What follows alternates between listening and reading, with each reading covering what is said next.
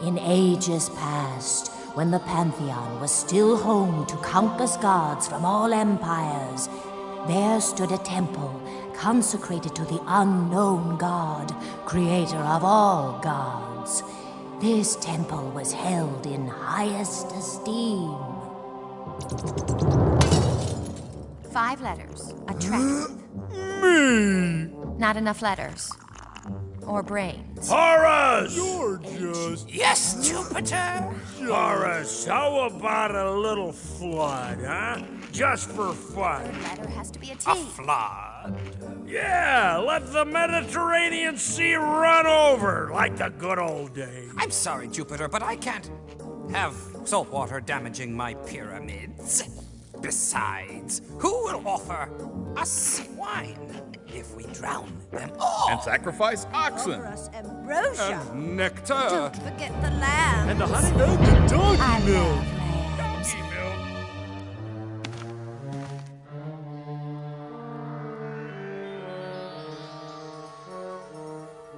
Hello to Jupiter, who once filled the skies with storms of thunder. The winds you unleash these days seem less divine. And to Horus, lord of the Egyptian sun, who inspires his people to build piles of rock. Soon they will realize your falcon's head harbors a sparrow's brain. And to Chiyu, once the terror of all China. You may still evoke terror, Chiyu, but I cannot detect it over the laughter compelled by your bloated form. I have come to tell you this. He summons you now. This is me. Kunkura. Piles of rock. She's disgusting. She and called so my sacred superior. pyramids piles of rock. We're here. Still bragging about your piles of rock, Horus? Well, they're not as easy to make. And you, as Jupiter? they... You grow fatter every time I see you. See you. Tell me of your recent reigns of terror. Well, there were 3 donkeys, which I devoured in one bite. Frauds! For eons you think only of pleasure, and now even the lowliest men say, these drunks don't do anything for us. Let's go over their heads to the boss. Do you know what that means? Monotheism. There aren't enough hours in the day for me to see to every detail. I command each of you to pick one who is the best of your people, and from him create a new people. You will wage these peoples against each other until one rules all. The victor shall escape punishment. Punishment? Everyone works harder when there's a downside to existence. Any objections? No. And the punishment is...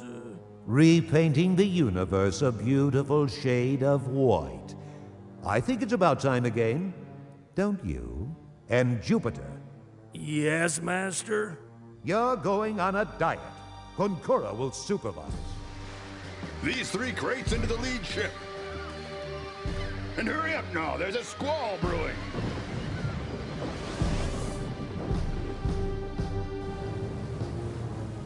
Perfect. Don't move. They will be in awe of my work for millenniums.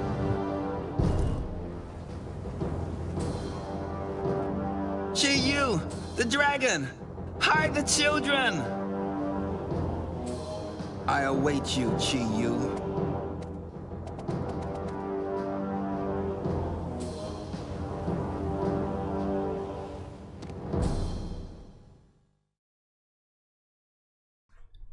Hi and welcome to a new project, a new Let's Play. Today we are starting the Settlers 3, the Gold Edition. It is the successor of Settlers 2. It has come out in 1998, and it's also, well, real-time strategy. Yeah, let's dive right in, I guess. We'll do the Roman campaign first. As you could see from the intro, it's about these three civilizations having to war against each other because the gods have fallen into misfortune, their respective gods in misfortune from the they call it He, I think. I don't know what happened. Yesterday I was captain of a trader plying the seas, and that's all I ever wanted to be. I was free. I saw distant lands others only heard tale of. I was happy. No, thanks to Jupiter, I'm a ruler bound to duty in a foreign world. That it is unknown is of no consequence. The unknown I'm accustomed to. But I'm expected to rule here, to wage war, and to win. For Jupiter, greater glory. For me, only a test. And at the end, only freedom or ruin, like every voyage upon the sea. I do not know if I will be an able commander, but hope will be my anchor. If Hannibal, nightmare of ancient Rome and paragon of strategists, can spring upon the world from a family of traders, so can I. Indeed, my empire this day is no greater than many a ship that sailed under my command. Alright, so that's a little introduction to our first mission.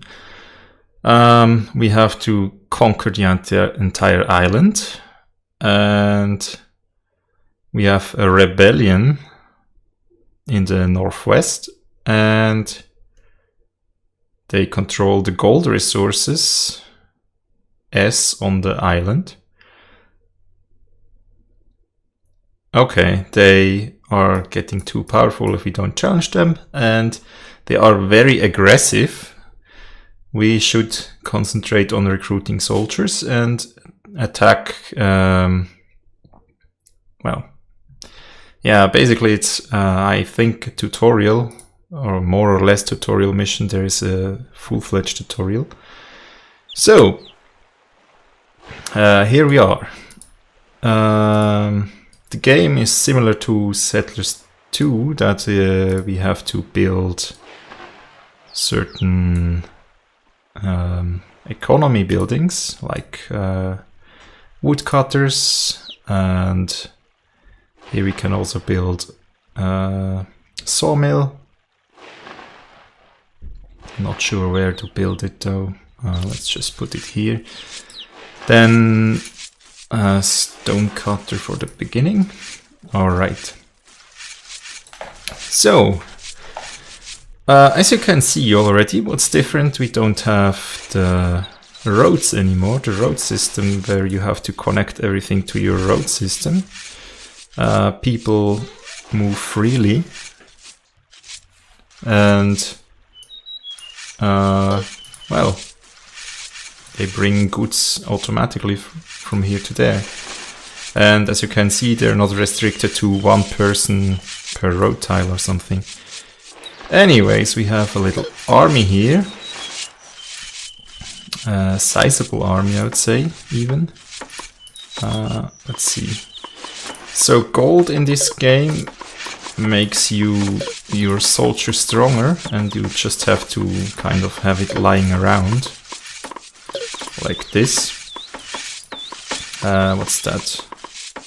A thief. Alright, so we can use these thieves to scout. Now, whilst we build up our basic economy, we will be scouting a bit. What else could I say? Well, you can see we have to build towers, or we can build towers that will expand the our border. But as far as I know, or well, different to the other one, we can here have occupation settlers. We can recruit pioneers, geologist, pioneer here. We can recruit a couple of these to expand our border as well. Now here we have a mountain.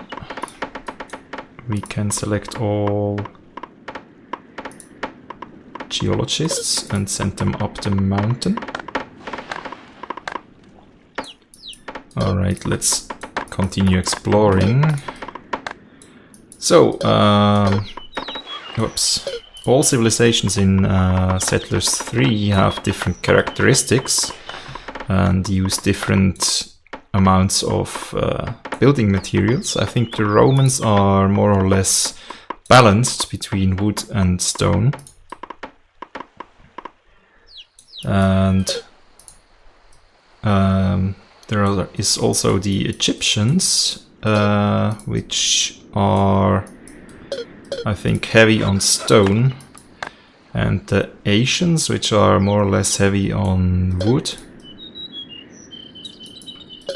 So there's that. There are other differences that we will see in the future, I think. But, well. First I want to somehow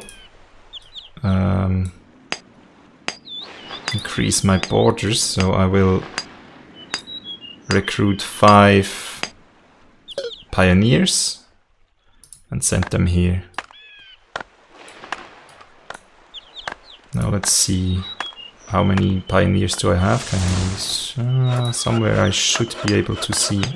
Here. We have 3 pioneers.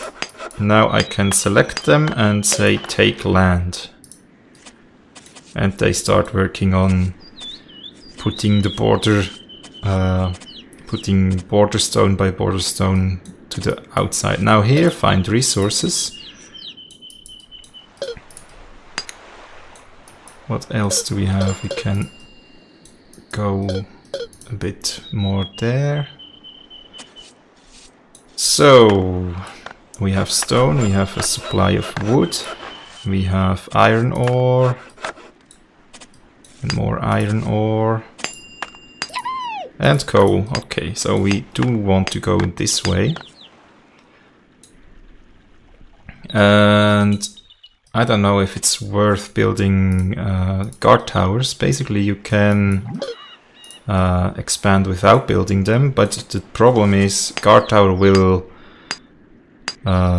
defend this area, so to say, and if an enemy builds a guard tower here, it will draw the border in the middle of the 2 towers, basically, more or less. If you have land from the pioneers, it will be lost entirely if the enemy builds a tower there. Good, so we are spying.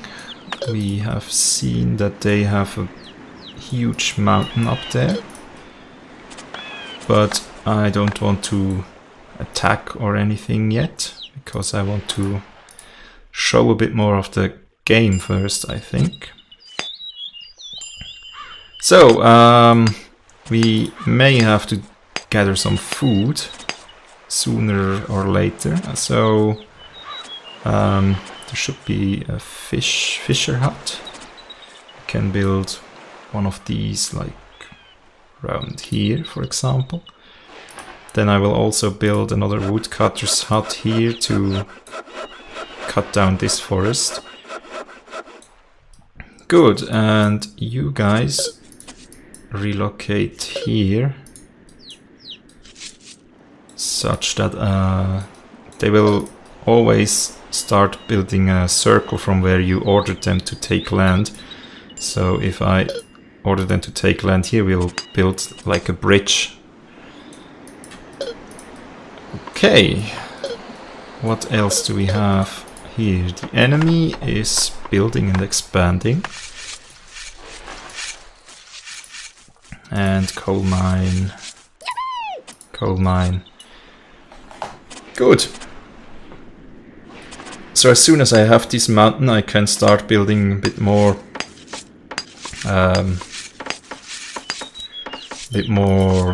industry and stuff. But for now, I don't know.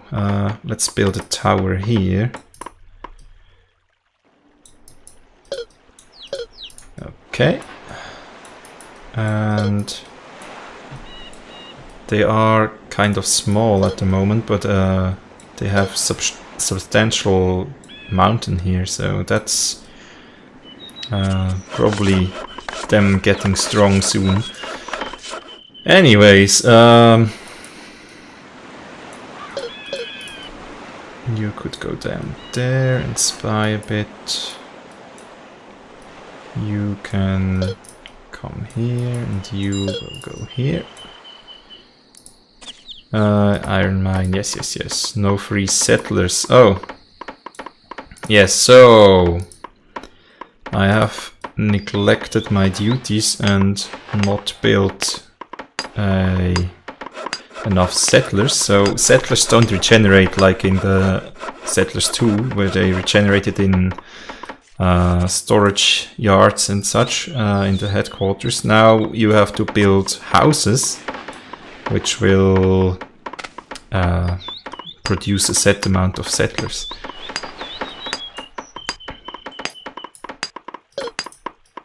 Well then, now here we have this building and I can put in maximum garrison in a tower. We can put 2 additional archers. We can put archers there. But, well, okay, you go for that wood. But at the moment I don't think it's worth putting archers in the tower. And I deleted this tower because if there's only one tower around, the enemy can only attack one tower, and they usually go for the least defended one. And it would be bad if my main area basically around the starting tower would be conquered. That would be kind of bad. Good. Now what do we have here? I do need this residence to be done. They are leveling the ground, which has also not been necessary in the Settlers 2, because, well, there was no elevation, or well, no wait, it was necessary. They did have these shovel guys. Alright, but anyways, food production. I really don't know how I can increase my food production here. I could build a couple of grain farms, which is probably one of the better things to do. I mean, what I can do is, yes, I'll probably cut down these woods first, because I want to build grain farms here. And after that, we can build the second stage food buildings around here or up here, and the third stage around here. So we'll have the flow of materials going towards the mountain. An attack? Oh no! No. Ah well. So the tower was manned, and they saw my spy, and they sent a soldier to investigate. So if I go in here, you will notice that, well, no, okay, but I think he's no free settlers. Yes, build that please. They will usually notice them and send warriors to investigate. But if an enemy would come to us like that, I think they would be probably disguised. I'm not sure. Anyways, we have an army here. I'm not sure if I should not just start attacking and holding them off from the mountain so that they don't get too strong. I mean, I have already a bit of gold currently. Wait, I wanted you to take land. Also, don't move too fast. We need you to be more or less the same speed. As you can see, the swordsmen are walking way faster than the archers are. So it's wise to wait for them to regroup before you do any military actions. Now, as you can see, the building is done and settlers start pouring out. Here you can see we have 78. I don't know, but in Settlers 4 it's a bit better described. Basically, you don't need the houses. If you convert enough people to soldiers, you can safely destroy the house and reuse the building materials. I'm not quite sure if it's solved the same way in Settlers 3, actually. So, we attack this tower here, and we have immediately a couple of guys coming here. They have quite a few people. So, archers, go to the back row, please. Attack. So there are three types of soldiers, as you can see: the swordsmen, the archers, and the spearmen. Archers obviously shoot stuff. The swordsmen are usually your attack units, like they are very good at attacking towers and stuff. And the spearmen, I think they are okay for defensive things. So, if I recall correctly, the spearmen have the highest HP of them all, and they actually have a range of 2 on their weapon. So they can reach a bit farther than the swordsmen, so they can attack in 2 rows, if you want to say it like that. And archers obviously have even greater range. And well, damage-wise, I think the swordsmen do the most damage. That's why they're ideal for assaulting towers, because they just do enormous amounts of damage. Also, I think 2 people can attack at the same time, and the rest just chills out here. So, anyways, I think that's now, yeah, that's it. We have 1. I can build on a bit if I want to, and I think I will do a bit of it, just for education purposes. So now we have a ton of settlers. Now the grain farm actually requires some land to the south of it, ideally. That will produce, well, grain. The pig farm, well, you can guess what it does. It raises pigs with grain, and actually I also would need waterworks. Alright. Then the mill takes grain and turns it into flour. And then the pigs can be slaughtered, and the flour can be baked with water and well, flour and water makes bread.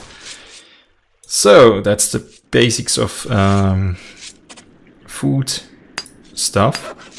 Then the donkey farm, that building actually raises donkeys with water and grain, I think. And you can set donkeys on marketplaces. So I could build a marketplace here. I could build a marketplace here. And the donkeys would deliver goods from one marketplace to the other. So we can bypass borders, kind of. Alright, then the whole temple system, I think I'll look at that another time. And mining and smelting and smithing, I think, also. So it's interesting, the Romans have the charcoal maker's hut, no other race has them. So they can turn wood into charcoal or coal, but as far as I know it's not really worth it, since you need a ton of wood for one coal, and as a Roman you are not as dependent on coal as other races.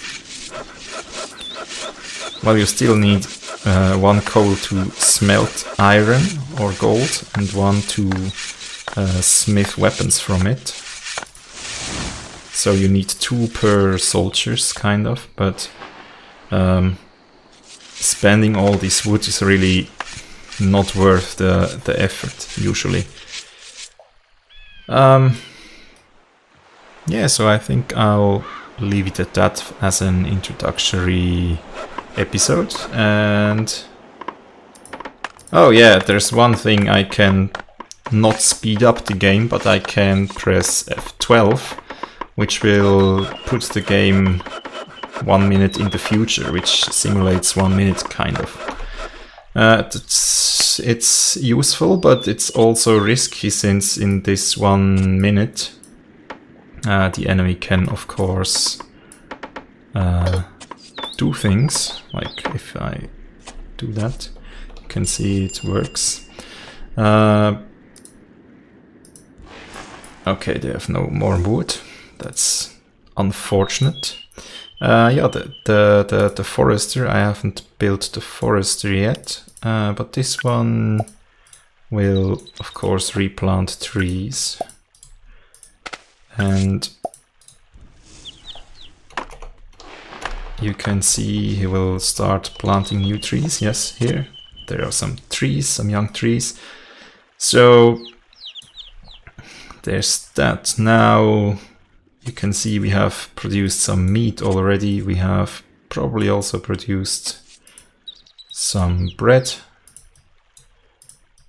Yeah. What else could I show? Well, yeah, I'll leave it at that for the introductory episode. So we can quit the game. Yes, I am sure. So we have won, there's a score, we have some settlers, and so on and so on. Yeah. We had conquered the island, we had vanquished the enemy, and then the greedy Roman wolf tore itself to pieces fighting over the prey. I should have trusted my intuition, warning me of Remigius. I needed him. He was my best general, but alas, I fed a snake at my breast. Civil war now behind me, I look over what remains of my empire and resolve to begin again. Remigius fled with his band to an island in the north and formed an alliance with a horde of pirates from the west. We must quickly retake the island and secure the coasts, and then we must break out to the sea, where I'm at home. I will not have Remigius feeling too sure of himself anymore. Alright, I probably should have saved before I closed the other mission. Anyway, so this is mission 2, which we will tackle next time. And you can see we have one island here and another one here. And there's pirates, apparently. And we'll have to destroy both enemies. Yes, okay. Defeat if we lose S2.